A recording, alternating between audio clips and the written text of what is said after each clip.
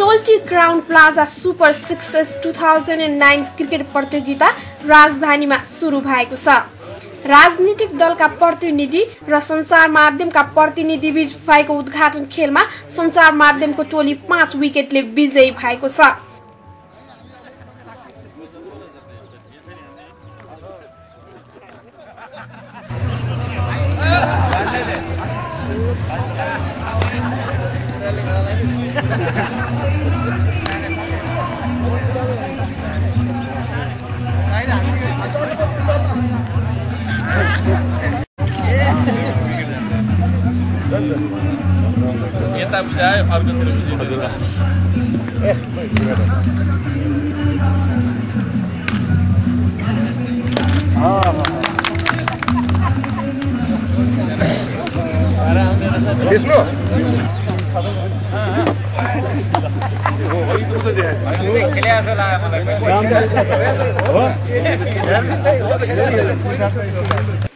पहिलो टस जितेर ब्याटिङ रोजेको राजनीतिक दलको टोलीले 4 ओभरमा 6 विकेट गुमाई कुल 18 रन बनाएको थियो।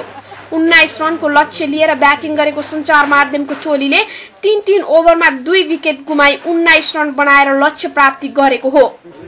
राजनीतिक दलको टोलीको नेतृत्व एमाले अध्यक्ष झलनाथ खनालले गर्नुभएको थियो भने सञ्चार माध्यम टोलीको नेतृत्व सोल्टी क्राउन प्लाजाका महाप्रबन्धक ग्रीश भाण्डाले गर्नुभएको थियो। सोल्टी क्राउन प्लाजाको आयोजनामा 6 दिनसम्म चल्ने प्रतियोगितामा 24 टिमले भाग लिने जनाइएको छ।